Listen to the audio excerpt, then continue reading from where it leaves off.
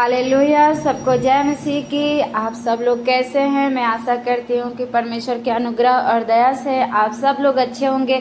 तो आइए हम जानते हैं पवित्र आत्मा कैसे बात करता है हमसे और हमारे जुबान से वो क्या बुलवाता है। तो आइए हम सुनते हैं मिलकर। स्पेशल प्रेजेंस में सेम में जाएंगे आप यीशु मसीह के नाम में। मैंने कहा आप सेम वापिस नहीं जा रहे हो यीशु मसीह के नाम में। विश्वास करते परमेश्वर का आत्मा हमारे बीच में है। अपने घुटनों पे आओ, अपनी बाइबल को उठाओ, बोलो परमेश्वर जो कुछ आज मैं सुनूंगा वो वचन से हो या गवाहियों से, मैं उस पर विश्वास लेके आऊंगा। ऊंची आवाज में मांगेंगे, परमेश्वर मेरे अविश्वास की आत्मा को दूर कर। ऊंची आवाज में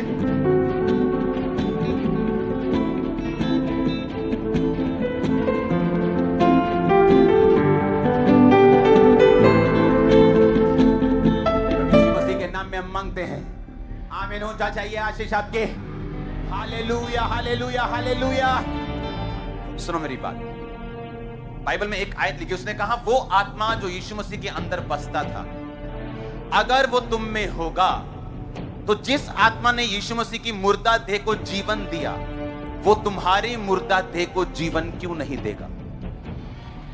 आप मेरी बात समझे कि नहीं? दूसरा कुरिन्थियों 3 उसकी 17 आयत स्क्रीन पे पढ़ें। लिखा, प्रभु तो आत्मा है, जहां कहीं प्रभु का आत्मा है वहां स्वतंत्रता है। मैं थर्सडे पहला पार्ट में मैंने समझाया कि पवित्र आत्मा क्यों जरूरी है। वो युक्ति का आत्मा है। वो आपको युक्ति देता है आपके बिजनेस के लिए, आपकी सेवा के लिए। शैतानी युक्ति नहीं जो लोग कॉपी मार मार के ले लेते, वो युक्ति नहीं। ओरिजिनल युक्ति परमेश्वर आपको देता है। वो आपको युक्ति का आत्मा है, वो पराक्रम का आत्मा है, वो दलेरी का आत्मा है, वो डर को भगाने वाला आत्मा है, वो सामर्थ का आत्मा है। अगर वो आपकी जिंदगी में हो तो बाइबल कहती है आपकी जिंदगी में फिर आजादी होगी। क्योंकि जहां कहीं प्रभु का आत्मा है, दूसरा कुरिन्थियों 3 उसकी 17 आयत पढ़ेंगे, वहां क्या है? वहां आजादी है। हालेलुया। जहां कहीं परमेश्वर का आत्मा है वहां क्या है? वहां आजादी है। इसका मतलब अगर परमेश्वर का आत्मा मेरे फाइनेंस में, बिजनेस में होगा, अगर परमेश्वर का आत्मा मेरी सेहत में होगा, अगर परमेश्वर का आत्मा मेरी जिंदगी में होगा, तो मुझे आजादी मिलेगी। आजादी कहां से मिलेगी? किससे मिलेगी? बीमारियों से मिलेगी, वो दुष्ट आत्माओं से मिलेगी, इमोशनल बंधनों से मिलेगी, वो इंसानी बंधनों से मिलेगी। बहुत से लोग हैं जो इंसानी बंधनों में फंसे हुए हैं। ऐसे बहुत से लोग हैं, मैं उन्हें जानता हूं। वो व्यभिचार को नहीं छोड़ पा रहे, अन्य जाति हैं लेकिन चर्च में नहीं आते। व्यभिचार नहीं छोड़ पा रहे, उन्हें लगता है कि अगर मैं ये छोड़ दूंगा मेरी जिंदगी में कोई मुसीबत आ जाएगी। उन्हें लगता है अगर मैं इस दिन को शराब नहीं पीऊंगा तो मेरी जिंदगी में कोई तूफान आ जाएगा। उन्हें लगता है अगर मैं इस टाइम को बलि नहीं दूंगा। ये इंसानों के बंधन है, ये शैतानों के बंधन है, ये पापाओं ने डाले हुए बंधन है। और यीशु मसीह ने कहा अगर परमेश्वर का आत्मा जहां होगा वहां आजादी होगी। क्यों शैतान पाप करने के लिए प्रेरित करता है? क्यों व्यभिचार करने के लिए बोलता है? क्यों वो चोरी करने के लिए? क्योंकि जिस टाइम चोरी की, व्यभिचार किया, आत्मा उठ गया, आत्मा चला गया, स्वतंत्रता खत्म। तुम क्रिश्चियन नाम के हो, सिर्फ काम के नहीं हो, फिर तुम्हारी लाइफ में बॉन्डेज होगा, बंधन होगा और कुछ भी तुम्हारी जिंदगी में नहीं होगा। परमेश्वर ने कहा जहां कहीं मेरा आत्मा है वहां आजादी है। आमीन। अगर परमेश्वर का आत्मा तुम्हारे जीवन में होगा तो तुम आजादी को फेस करोगे, आजादी को स्वीकार करोगे। वो तुम्हारी फाइनेंस में होगी, तुम्हारी सेवकाई में होगी, तुम्हारी मैरिड लाइफ में होगी, तुम्हारी इमोशनल लाइफ में होगी, स्पिरिचुअल लाइफ में होगी। कहीं से भी तुम फंसे नहीं रहोगे यीशु मसीह के नाम में। अब आपको यह देखना है कि क्या मेरी जिंदगी में परमेश्वर का आत्मा है? आमीन। उसने कहा अगर परमेश्वर का आत्मा जिसने यीशु मसीह को मुर्दों में से जी उठाया अगर तुम में बसता है तो कंडीशन है तुम में बसता है कि नहीं। अगर वो तुम में बसता है तो क्या होगा? कहता अगर वो तुम में बसता है तो अगर यीशु मसीह मुर्दों में से जी उठे तुम भी जी उठोगे। हालेलुया। तो अगर आप पवित्र आत्मा से भरे हुए नहीं हैं तो नुकसान आप ही का है।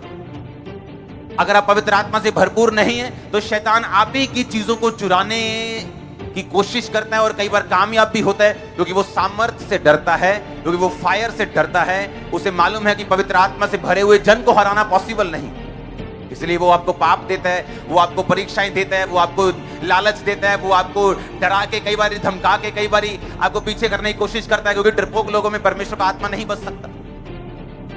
प्रेरितों के काम 1 उसकी 8 आयत तो पढ़ेंगे, उसमें लिखा जब पवित्र आत्मा तुम पर आएगा तो तुम सामर्थ पाओगे, यरूशलेम, यहूदिया और सामरिया और पृथ्वी की छोर तक मेरे गवाह होंगे। अपने पड़ोसी को बोलो सब कुछ पवित्र आत्मा ही है। ऊंची आवाज से बोलो, सब कुछ पवित्र आत्मा ही है। फिर से बोलो ऊंची आवाज में, सब कुछ पवित्र आत्मा ही है। अगर पवित्र आत्मा कहता तुम में है, अगर तुम में है तो सोचो मुझ में है, आप में है कि नहीं। कहता अगर तो वो तुम में है तो जिसने यीशु मसीह को मुर्दों में से जी उठाया, जिस पवित्र आत्मा ने तुम्हारे मरणहार देहों को, वो क्यों नहीं जी उठाए। फिर से पढ़ेंगे 2 कुरिन्थियों 3:17, जहां कहीं परमेश्वर का आत्मा है, कहता परमेश्वर तो आत्मा है, वो शरीर नहीं, लेकिन वो तुम्हारे शरीर में बसता है। आमीन। परमेश्वर ने यूहन्ना 14 में कहा था कि वो पवित्र आत्मा तुम्हारे साथ रहता है, चेलों को बोला था, लेकिन बाद में ये तुम में होगा। यानी यीशु मसीह का मतलब था कि पवित्र आत्मा तुम्हारे साथ रहता है क्योंकि मैं ही पवित्र आत्मा हूं, मेरा ही आत्मा है, जो यहोवा का आत्मा है मैं ही हूं। सूर्य, उसका प्रकाश, उसकी गर्मी, तीनों अलग अलग, लेकिन सूर्य एक ही है। एग उसका व्हाइट पार्ट, उसका येलो पार्ट, उसका बाहर का शेल, लेकिन उसे एग बोलते हैं। आमीन। उसी तरह से परमेश्वर बाप, परमेश्वर बेटा और परमेश्वर पवित्र आत्मा, तीनों का काम अलग अलग है, लेकिन वो एक ही परमेश्वर है। इसलिए यीशु मसीह ने कहा था वो तुम्हारे साथ रहता है, यानी मैं अब तुम्हारे साथ हूं, लेकिन बाद में वो तुम्हारे अंदर होगा। जब मैं जीवित आसमान पे चला जाऊंगा, मुर्दों में से जी उठ के, उसके बाद पिता के दाहिने हाथ बैठ के, मैं वो पवित्र आत्मा तुम्हारे लिए उंडेल दूंगा, फिर वो तुम्हारे अंदर होगा। आज वो हमारे अंदर है। यीशु मसीह ने कहा था जो कोई प्यासा है तो मेरे पास आओ, मैं तुम्हें वो पानी दूंगा, वो तुम्हारे जीवन में अनंत जल का, जीवन जल का वो सोता बन जाएगा। ये किसके बारे में परमेश्वर बोल रहा था? पवित्र आत्मा के बारे में। अगर तू प्यासा है, तू जानता, इंसान जितना मर्जी घूम ले, वो अपने कैरियर में कामयाब हो जाए, वो बड़ा स्टार बन जाए, वो छोटा स्टार बन जाए, वो बड़ा बिजनेसमैन बन जाए, बड़ा जॉब वाला खब्बी खान बन जाए, लेकिन हमेशा खाली फील करता है। अंदर का वैक्यूम कोई भरता नहीं। अंदर की बेचैनी ना पैसा खत्म कर पाता है, ना परिवार खत्म कर पाता है, ना लोग खत्म कर पाते हैं, ना पैसा खत्म कर पाता है। टीवी पे देखते हैं, अच्छा मालदीव, वाह बड़ा मजा आएगा, मालदीव जाके भी देख लेता है, मजा नहीं आया, अभी भी खाली है। अच्छा अमेरिका जाके भी, अच्छा नाइक के शू, नाइक के डाल लेता है, अच्छा जॉर्डन के डाल लेते हैं, अच्छा फॉर्च्यूनर ले ली, अच्छा मर्सिडीज भी ले, तभी भी खालीपन भरता है परमेश्वर का आत्मा, ना कि कोई मटेरियल, ना कि कोई जिस्मानी आशीष। और इसीलिए परमेश्वर ने कहा कि वो तुम में होगा।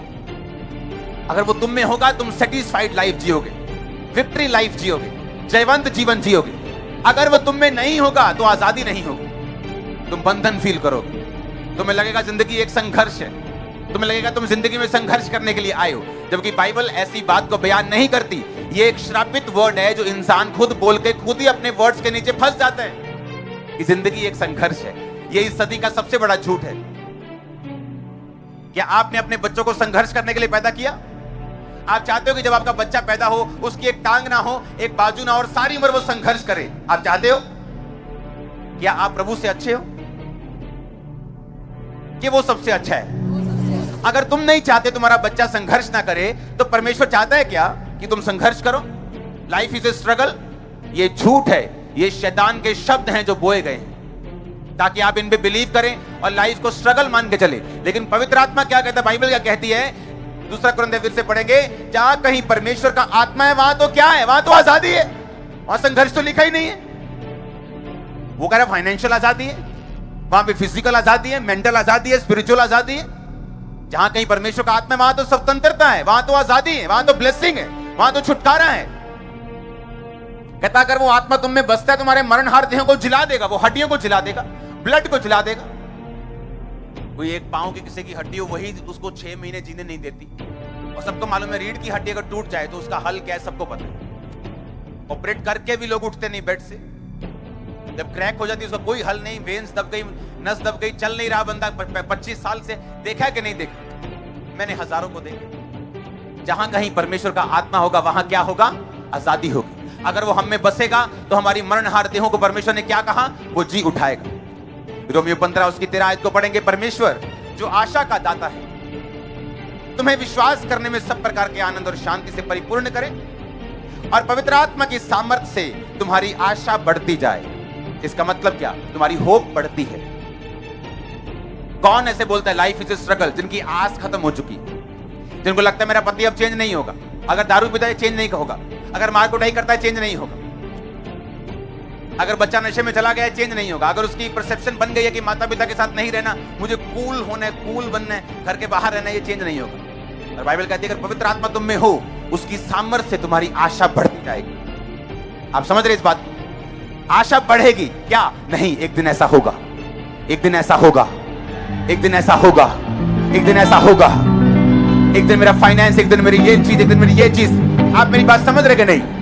आपको मालूम होगा कि पवित्र आत्मा की सामर्थ्य से आपकी आशा बढ़ेगी। अगर किसी में आज आशा नहीं है, वो निराश बैठा, बेआस बैठे, उदास मुंह करके बैठे, क्योंकि उसकी आस खत्म हो गई। अब क्या होने वाला? अब कोविड आ गया, मेरा धंधा बंद है, अब कोविड आ गया, मंदी आ जाएगी, अब कोविड आ गया, अब ये हो जाए, वो बेआस है। लेकिन परमेश्वर क्या कहता है? फिर से पढ़ेंगे 15:13 को। परमेश्वर कहता है पवित्र आत्मा की सामर्थ्य से तुम्हारी आशा बढ़ती जाए। इसका मतलब पवित्र आत्मा की सामर्थ्य अगर हमें होगी, हमारी आस बढ़ेगी। जब आस बढ़ेगी, आपकी लाइफ बेटर होगी।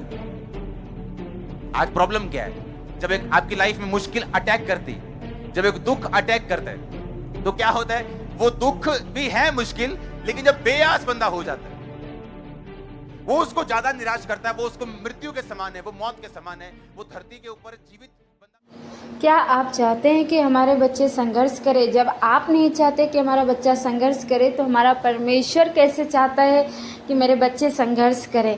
परमेश्वर भी नहीं चाहता। परमेश्वर सब कुछ हमें इजी से देना चाहता है, पर हम लेना नहीं जानते। तो आप लोगों को ये सारे वचन कैसा लगा, परमेश्वर के दास की बातें कैसी लगी, तो आप सब लोग कमेंट कीजिएगा और हमारे लिए भी प्रार्थना कीजिएगा। और आप सबको ये बातें समझ में आ गई होगी, तो सबको जय मसीह की, praise the Lord, God bless you all, thank you Jesus.